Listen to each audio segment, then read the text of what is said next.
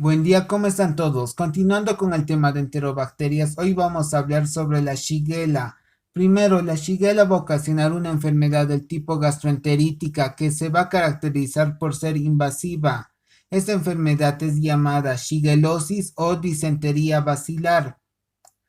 La forma de transmisión de esta enfermedad es del tipo fecal-oral por alimentos contaminados y el vector mecánico es la mosca, el reservorio principal es el ser humano. Estas bacterias van a ser del tipo gram negativas, son aerobias, anaerobias facultativas, pero crecen mejor en medios aerobios. No forman endoesporas, son inmóviles, carecen de flagelos, pero esto no le va a impedir crearse una cola propulsora hecha de actina. También es oxidasa negativa. También fermenta carbohidratos como la glucosa, el manitol, pero no fermenta lactosa. También esta bacteria va a producir toxinas, va a presentar varios antígenos, como el antígeno K lo presentan algunas bacterias. El antígeno flagelar H, como dijimos que carece de flagelos, esta bacteria no la tiene. Y el antígeno más importante es el antígeno somático O, que se ha podido descubrir por lo menos más de 50 serotipos de este antígeno y se les ha clasificado en 5 grupos, en grupo A, B, C, D, E, que gracias a esto le podemos a esta bacteria clasificarlas. Y entre estas tenemos a las siguientes: a la Shigella dysenteriae, a la Shigella flexneri, a la Shigella boydii, a la Shigella songnei y a la Shigella alcalesensis. Las toxinas de la Shigella son la endotoxina, que son los lipopolisacáridos característicos de las bacterias gram negativas, la exotoxina, que es una proteína antigénica letal que es termolábil del tipo bipartita, que va a constar de 5 subunidades B y una subunidad A. Sus efectos en el intestino delgado son que ocasiona necrosis, ulceración. Las úlceras pueden presentar pseudomembranas, una diarrea profusa. En el sistema nervioso central es neurotóxico y ocasiona meningismo, muerte, coma. Con respecto a la patogenia de la Shigella, una vez esta que llega hacia el lumen intestinal, para poder invadir a los tejidos va a tener que pasar sobre las células M, que ésta le va a transportar desde la luz intestinal hasta la lámina basal, donde va a ser fagocitada por los macrófagos.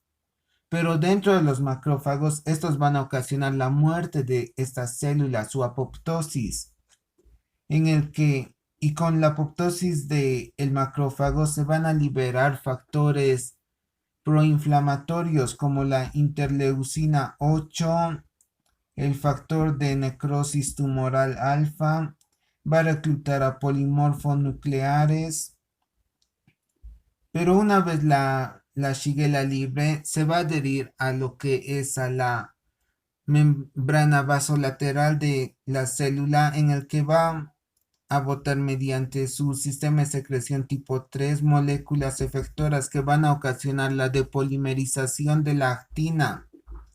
Y ese proceso se llama macropinocitosis, que va a consistir en formar un fagosoma que va que ésta va a lograr internalizarle dentro de la célula a la Shigella.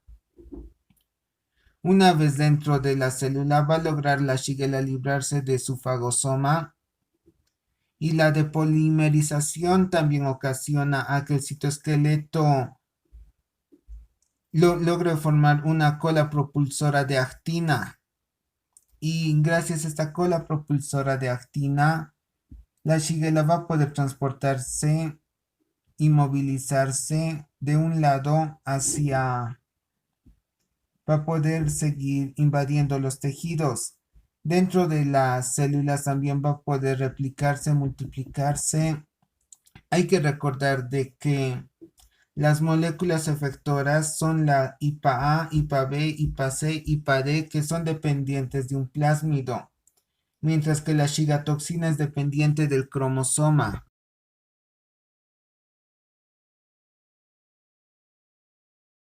En la clínica de la shigelosis, va a empezar el periodo de incubación a partir de las 12 horas o puede extenderse a partir de los 2 días a 4 días, en el que el paciente va a presentar un dolor cólico, espasmos abdominales, puede presentar fiebre, puede haber una fiebre aguda o puede carecer de fiebre. También el paciente va a tener artralgias, mialgias, malestar general. Sus deposiciones pueden ser del color amarillento o de color café o rojo caoba. Suelen tener mal olor y hasta esta parte es un poco difícil distinguirlas de otras enfermedades del tipo diazeico. Pero con el paso del tiempo las deposiciones se van a tornar más líquidas, incluso pueden llegar a parecer agua de arroz, en el que se va a caracterizar por presentar moco, pus, va a tener un carácter sanguinolento, va a haber pujo, tenesmo. Dentro de las complicaciones de la shigelosis hay que tener en cuenta varios factores como la inmunidad, la nutrición. Se ha visto que en pacientes bien nutridos el cuadro clínico desaparece de unos 7 a 10 días, pero en personas desnutridas el cuadro clínico puede durar inclusivemente hasta 2 meses. También la edad es otro factor en el que los niños y los ancianos son más propensos a desarrollar una deshidratación, un desequilibrio hidroelectrolítico, una acidosis. También puede concluir en una muerte.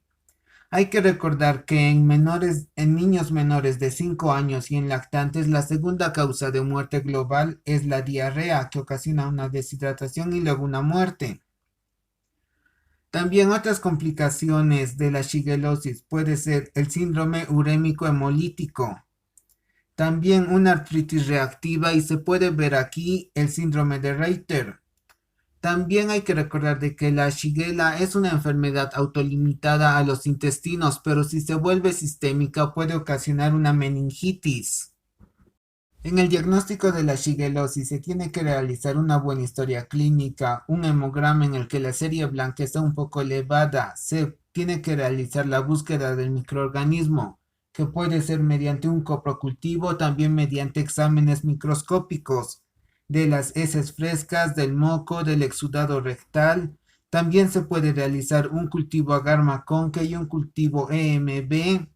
También la tinción es Gram. El tratamiento va a consistir en la reposición de líquidos, de electrolitos, del equilibrio ácido-base y también se puede usar antibióticos para disminuir el tiempo del cuadro clínico.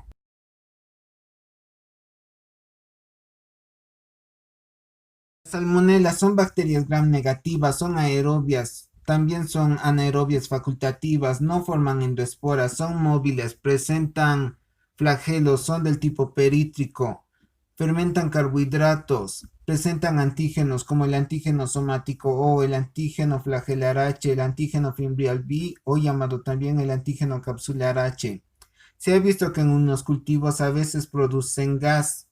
Son resistentes a los químicos y también son resistentes a la congelación por periodos largos.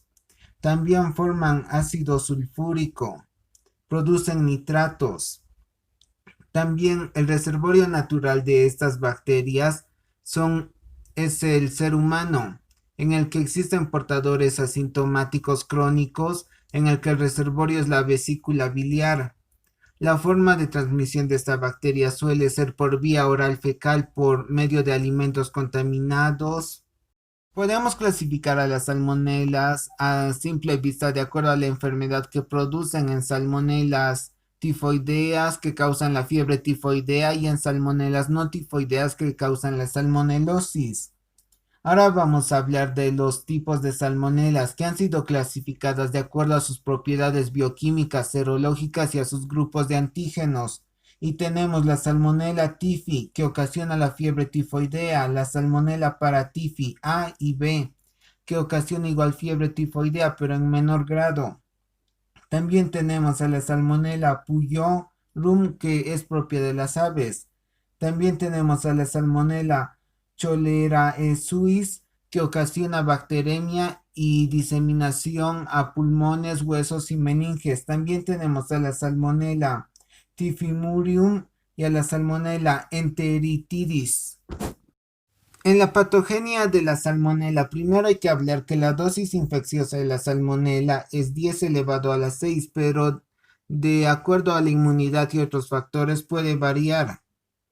También hay que recordar que esta enfermedad se transmite por vía oral, así que la salmonela va a tener que resistir el pH ácido, las sales biliares y las lisosimas. Pero cuando llegue al intestino delgado se va a infiltrar por las células M en las placas de Peyer que se encuentran en la lámina propia y en la submucosa, va a ser fagocitada por los macrófagos. Pero la salmonela le va a usar a los macrófagos como un vehículo que le va a poder transportar por la vía sanguínea y por la vía linfática. Y en aquí va a poder multiplicarse. Pero va a llegar un punto en el que va a haber un gran número de salmonelas que el macrófago va a explotar. Y de esta forma va a poder hacerse sistémica e invadir distintos órganos. Se ha encontrado que la salmonela presenta islas de patogenicidad. Se cree que existen más de 5, de las cuales las más estudiadas han sido la SPI1, SPI2, SPI3, que estas van a formar proteínas que van a ser secretadas por los sistemas de secreción tipo 3.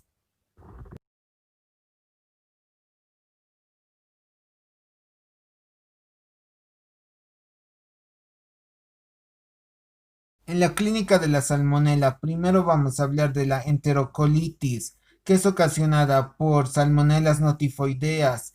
Esta enfermedad es autolimitada y suele durar de unos 3 a 5 días y tal vez la diarrea pueda mantenerse por una semana.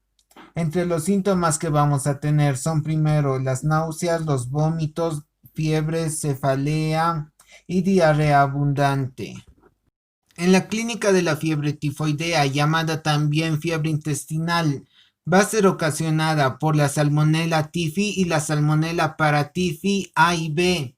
El periodo de incubación es prolongado, puede ser de 10 a 14 días e inclusive prolongarse hasta 20 días, en el que el paciente va a presentar malestar general, artralgias, mialgias, fiebre, tos productiva, que es lo que se llama neumotifus, cefalalgia, fiebre. La volvemos a repetir ya que hay que recordar que la fiebre ocasiona aumento de la frecuencia cardíaca.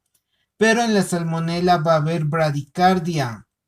También va a presentar el paciente constipación. Pero también puede presentar rara vez una diarrea escasa del tipo sanguinolenta, que esto nos va a indicar de que el paciente tiene hemorragia intestinal o perforaciones intestinales. También va a presentar roceola típica, que son manchas rosadas en la piel, en el tórax y el abdomen. Este síntoma solo dura un poco tiempo. También presenta esplenomegalia, hepatomegalia, que puede complicarse en una hepatitis o en una insuficiencia hepática. También presenta vesícula inflamada. Hay que recordar de que personas que ya se hayan recuperado de la fiebre tifoidea pueden almacenar en su vesícula como un reservorio. También puede presentar bacteremia, que esta que se va a extender y puede llegar a formar lo que es una artritis séptica, y también puede haber presencia de anemia. Anatomopatológicamente vamos a encontrar en las biopsias hiperplasia y necrosis de tejido linfoide, necrosis hepática local, vesícula inflamada, periostitis y artritis y neumonitis. En el diagnóstico de la salmonela se tiene que realizar una buena historia clínica, el HUGO, que es hemograma, uremia, glicemia, orina, en el que en el hemograma encontramos una leucopenia y una neutropenia. Se tiene que realizar la búsqueda del microorganismo. Los cultivos son agar McConkey y agar EAM. También en la primera semana nos va a dar positivo el hemocultivo y el mielocultivo.